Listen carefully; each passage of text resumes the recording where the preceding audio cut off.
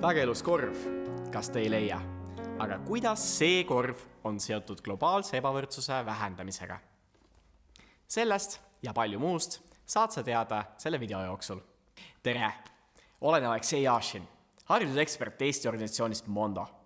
Kui ajas tagasi minna, siis mina kuulsin Mondost esimest korda 12. klassi ajalootunnis. Hakkasin ise aktiivselt õiglase kaubanduse teemasid oma koolis tutvustama, olin Mondo vabatahtlik ja nüüd olen ise Mondo töötaja. Minu jaoks on oluline aidata kaasa ülemaailmsete probleemide lahendamisele. Mondo põhiline eesmärk on vähendada globaalset ebavõrdsust. Tänases videos räägin lähemalt, kuidas me seda Mondos teeme. Enne seda räägin aga teile ka arengukoostööst ja kestliku arengu eesmärkidest. Lõpuks kuulete, mis on maailmaharidust ja mida teie saate ise ära teha. Globaalse ebavõrdsuse vähendamiseks on mitmeid erinevaid võimalusi. Meie Mondos teeme seda arengukoostöö ja maailmahariduse toel.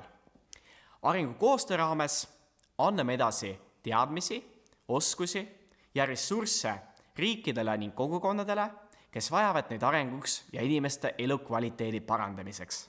See toimub riikide ja organisatsioonide koostöös, kes on võrdsed partnerid. Me ei ole selles ülesandes tegelikult üksi. Kõik maailma riigid teevad tööd nii oma riigi sees kui ka koostöös teistega selle nimel, et jõuda üheskoos seatud eesmärkideni. Me teame seda, sest 2015. aastal lepiti ÜRO-s kokku kestliku arengu eesmärkides, mis on meie ühine plaan üleilmse arengu suunamiseks riikide poliitika kaudu aastani 2030. Väike meeldetuletus, ÜRO on Ühendatud Rahvaste Organisatsioon, kuhu kuuluvad peaaegu kõik maailma riigid. ÜRO suurim eesmärk on koostöö edendamine riikide vahel, rahu ning inimväärse elu tagamine. Aga mis need kestliku arengu eesmärgid siis on? Lähme vaatame. Kokku on 17 kestliku arengu eesmärki. Nende abil teevad maailma riigid tööd, et kaotada aastaks 2030 üheskoos vaesus, nälg, tagada inimestele head tervis ning palju muud. Need kõlavad nagu väga suured eesmärgid. Ma tean, aga nagu ikka on ka siin oluline teada, kuhu suunas me liigume ja oma samme kogu aeg mõõta. Isegi kui me veel aastaks 2030 vaesuse kaotamiseni ei jõua, siis vähemalt oleme kõik koos teinud olulisi edusamme. Minu jaoks on kõige südamelähedasem 4. eesmärk, mis on pühendatud haridusele. See kõlab nii: tagada kõikidele kaasav ja õiglane kvaliteetne haridus ning elukestva õppe võimalused. Meie Eestis oleme väga lähedal selle eesmärgi saavutamisele, kuid väga suur osa maailma riike pole veel kaugeltki seal. Kui Eestis käib põhikoolis peaaegu 100% lastest, siis üle maailma on UNESCO andmetel kooliharidus veel kättesaamatu umbes 260 miljonile lapsele. Lisaks peame arvestama, et COVID-pandeemia ning sõjalised konfliktid on vähendanud koolihariduse kättesaadavust veelgi. Suur osa meie tööst Mondos ongi arengukoostöö.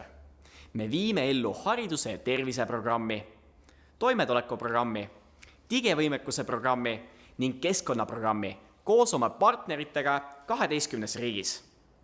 Neid programme viivadki ellu minu kolleegid Mondos.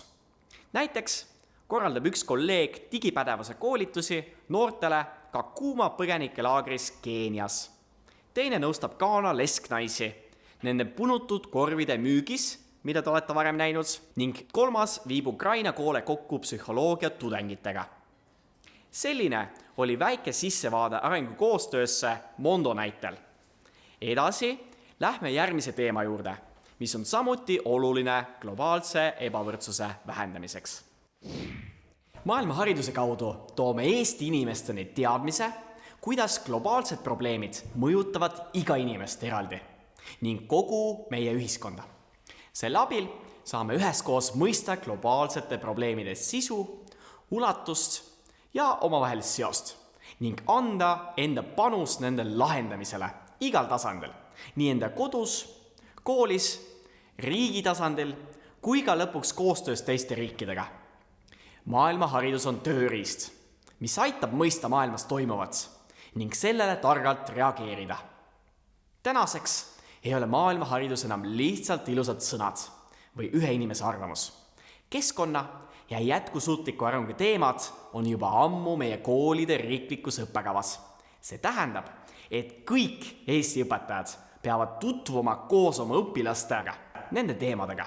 Maailmaharidus koosneb teadmistest, oskustest ja hoiakutest, mis on vajalikud, et kujuneda teadlikuks maailmakodanikuks. Üks tubli maailmakodanik võiks teada fakte sellistel teemadel nagu kliimamuutused, ränne ja kultuuriline mitmekesisus. Targa maailmakodaniku oskuste alla lähevad näiteks kriitiline infotarbimine, suhtlusoskus, kriitiline mõtlemine ja empaatiavõime. Hoiakute osas on oluline, et maailmakodanik oleks avatud, oleks lootusrikas tuleviku osas ning solidaarne teiste maailma inimestega. Neid asju õpetatakse koolides tavaliselt sellistes sotsiaalainetes nagu ajalugu ja ühiskonnaõpetus. Kuid aina rohkem koole ja õpetajaid annavad neid teadmisi ja oskusi edasi ka teistes õppeainetes.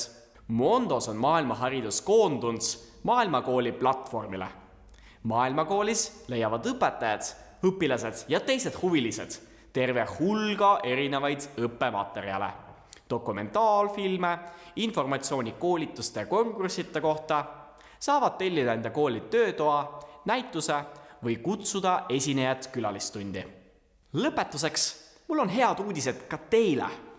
Igaüks meist saab astuda väikese sammu globaalse ebavõrdsuse vähendamiseks.